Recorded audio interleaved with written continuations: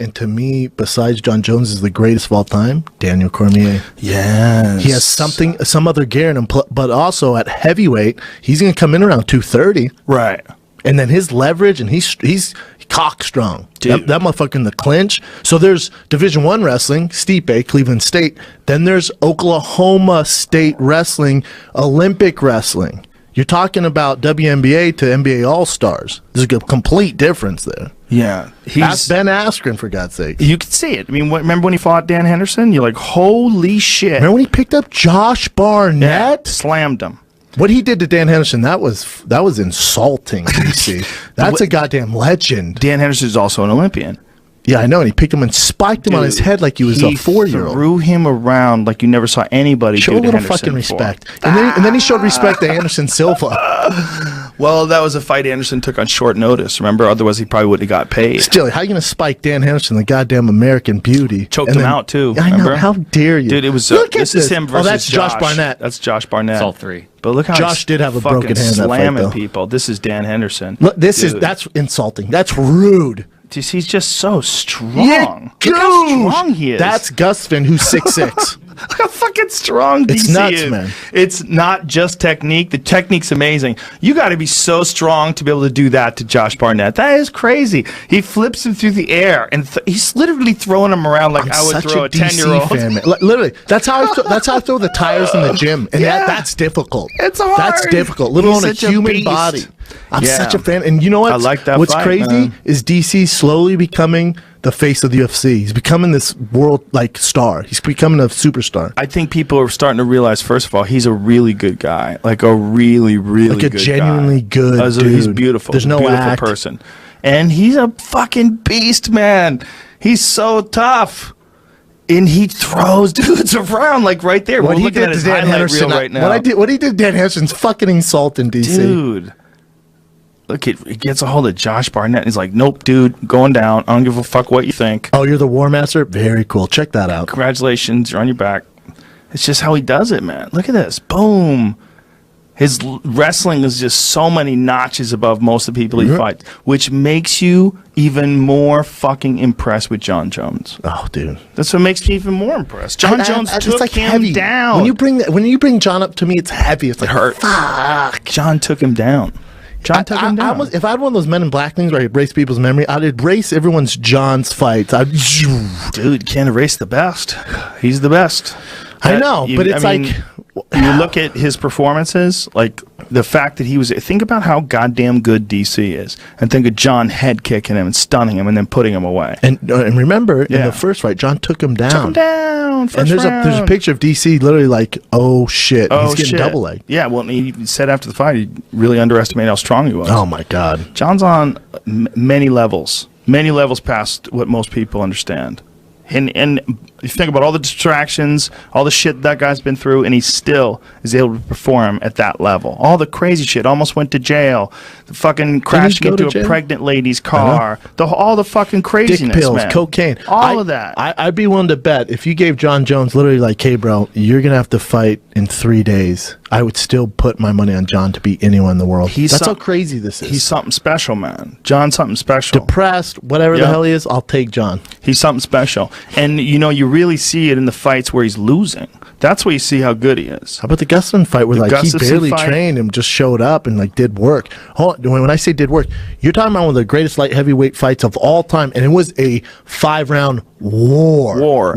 And John took over in the last half of the fight. It's nuts, man. Yeah. And then how about, the Vitor fight? He gets his arm basically bent sideways. And then submits Vitor Belfort. Submits him. Yeah. Gets out of the arm bar, which looks fucking horrific. The arm bar, it's like you see how far it's bent, and you're just thinking about what his elbow must be doing right now, popping and cracking, and he still didn't tap. And then he went on the coach, the Ultimate Fighter, remember? He couldn't use his arm right. One of the reasons why he wanted to coach was because he couldn't train for a while. It's nuts, man. Dude, he's wouldn't such tap. a monster. He wouldn't tap. He get his arm bent sideways. I know a lot of guys do that. Don't get me wrong. But you got to understand, a lot of guys that are as talented as John can't get through adversity. It's one of the things that makes him special. He thrives in it. Well, yeah, when the chips are down, he's not giving up. There's no giving up. It's not happening. He almost prefers it, though. I think If you told John, hey, on this comeback, we're going to do a 12-week camp, ease you back in, you eat right every day, there's no hookers, there's no dick pills, I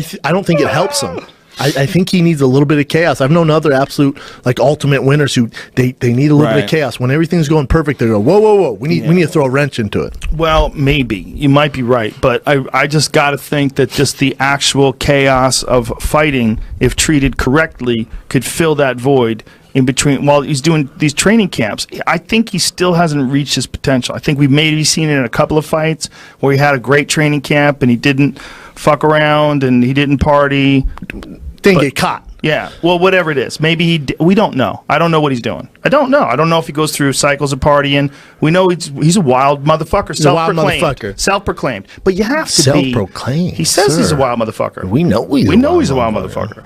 But he's also, that wildness is one of the reasons why he's so fucking good. You have to have the whole thing. You got to have the whole thing. He is an artist in a lot of ways. You got to have the wildness, you got to have the physical talent, and you got to have the brain to understand pathways, to be creative, to take chances, to do things, wild risks like flying knees on Shogun or spinning elbows on Stephan Bonner. And this is all like when he's fairly new to striking, right? You also got to be able to have that bit of craziness where you can only train for 2 weeks and then still go in there with a world-class athlete like a Ryan Bader or Gus Finn and still have the confidence go, I'll figure it out. I know he's been training 12 weeks and he's one of the best in the world. I got this. That's a different switch that 99.9% of professional athletes don't have. But imagine full dedication, full perfect diet. Why you gotta do that shit, man? Why you gotta do that to the guy? You think he wants that? You know what I'm saying? I don't know. I gotta let him free like Shamu. Don't put him in the fucking container and have people look at him. Let him out in the ocean. Let him do his never thing. got released. He didn't know how to live in the wild, bro. Well, all John knows how to live in the wild. And then you want to toss him into the fucking container and bring him to put him in a blazer and some khakis and no dick pills. You know what I'm saying? Like, let him live, man. Is it a crime to take dick pills and a little coke? Come on. The problem's not that.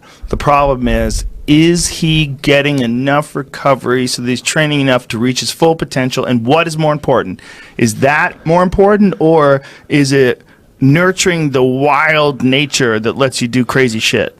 There's a balance. He should be able to do both. Maybe. He's not hurting anyone doing coke or doing dick pills. But as you get older and your body gets more and more tired from war, right? I mean, think the battles that guy's been in. That's the nature of the beast, though. Right. That's everyone. But that's going to be a problem if he's not fully dedicated as time moves forward. Even if you are fully dedicated, like a Cain Velasquez, he has a cage around his spine now. You know what I'm saying? Like, no matter what, it's going to take its toll on you. If you perform at your best, you're partying till 3 in the morning and then showing up training drunk, that's your path, man. We shouldn't put these guys in boxes and force them to live like this, and you have to do this, and this is the way to do it.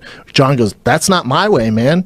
Oh, really? It's not? No, I'm actually undefeated. Yeah, my only loss is to Mark Hamill from whooping his ass so bad. It's true. That's my only loss. So you wanted me to do what? I got to act like the rest of these guys? That's not fair, man. It's bullshit. That's an interesting perspective. I like what you're saying. Not everyone fits into these boxes that they want to put them in. He's not hurting you on what he's doing. See, the problem is you hear about someone partying too much and you always wonder, like, man, are they happy?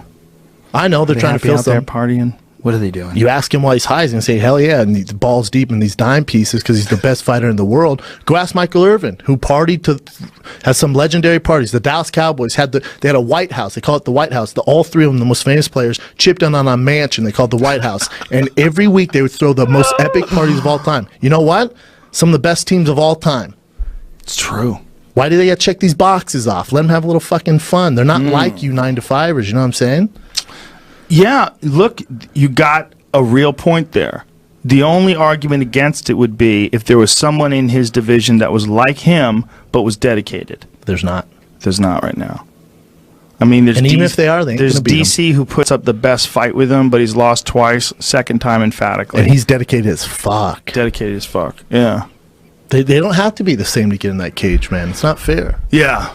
It's interesting. I know. It's an interesting point of view because, like, is he so talented that he can get away with not training as much as everybody else? Or is it just that his ability to say fuck it and his ability to just not give a fuck and be wild Be a cowboy. is one of his talents. That's a talent that most people don't have. And along with obvious physical talents. Correct. He was born with these God-given talents, and he was born with this cowboy attitude, and that for him that works. Yeah. There's no mental coach. He doesn't need any of that. It's a good point. Yeah, see, it's almost like he needs a Frazier, right? Like Ali needed a Frazier. Sugar Ray needed Tommy Hearns and Roberto Duran. They need each other. They do. They need each other. And bring out the best. I bet DC did bring out the best in him, and that's what he said. Yep. That DC brought out the best in him.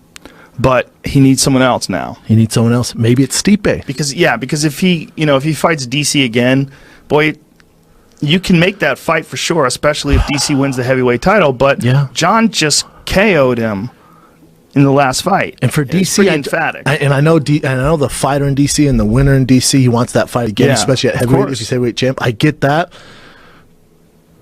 But as a DC fan, I don't want to see that. Some guys just have your number. It's just not in the cards. He's not John's equal. John goes to another level when he fights him. But maybe it's a Stipe. Maybe it's Verdum. I think Verdum, John's a tough fight for John. Stipe's a beast of a fight for him. I'd love to see John versus Francis. Yeah. Maybe there's one of these heavyweights out there who can control, because John's not a knockout artist. So he has to be in there for 5 rounds with these super heavyweights who hit like a Mack truck. John does get hit, so there's these variations. One of the craziest things about John is he's not really a knockout artist. And we love him. But yet he knocked out DC. With a head kick, yeah, that's right. And DC's impossible to fucking knock out. Yeah. He's never been knocked out. Yeah. Maybe John's sitting on his punches and kicks better now. But what's amazing is how terrifying he is without having ever done that. Or done that, but not done it to the extent of some of the best guys in the division, like Jimmy Manawa or one of those guys. Yeah. Just vicious Like strikers. you don't have that Anthony Johnson power where you're like, oh, if this lands, it's over. With John, he's going to slice you up. Right. He's going to break your will. Oh, you're getting wrestling, he's going to wrestle you. Oh, you're jiu-jitsu black belt like Vitor, he's going to submit you. Yeah. Ozdemir hits harder than him. A lot of guys hit harder than him. For sure. Ryan Bader probably hits harder than him. Look what he did to Ryan Bader. Yeah. Well, he's just a combination of things. Fighting spirit, indomitable fighting spirit. It's just that motherfucker does not give up. Crazy wrestling talent, super strong, just knows how to win and has a checkered past, but knows when it comes down to it, he might not have the 12-week camp, might not have 8 hours of rest, probably didn't eat right, might be balls deep in a whole bag of gummy bears. So when he shows up, he's gonna fuck you up. Yeah, he's on another level. It's almost like he needs someone on his level. And there's a few of those guys out there. Like, is there? Yeah, outliers, man. Outliers. In the sport, we might not see one yet. It might be coming up. It might be a guy that's on the way. He might be emerge in a year and a half from now. This is what happens with these guys. Yeah. I mean, we can never pretend that the talent that exists today is the only talent that we're going to see in a year from now. Correct. It's crazy. Yeah, and I think those guys they're going to be better, man. Everybody's going to be better. They're all watching Khabib. They're all watching Tony. They're all watching Barboza. They're watching Ben Askren. They're watching all these people. Everybody's just getting better. They're just getting better. But notice every guy you mentioned besides Tony is a specialist who's great at one thing. Every guy you just mentioned. There's something to be said for a specialist. Man, there's something to be said for a person who's like a Gokhan Saki, who you just don't want to fucking stand up with him. It's just too high level. I'd watch him and John. John would take him down. He's not ready for 30 seconds.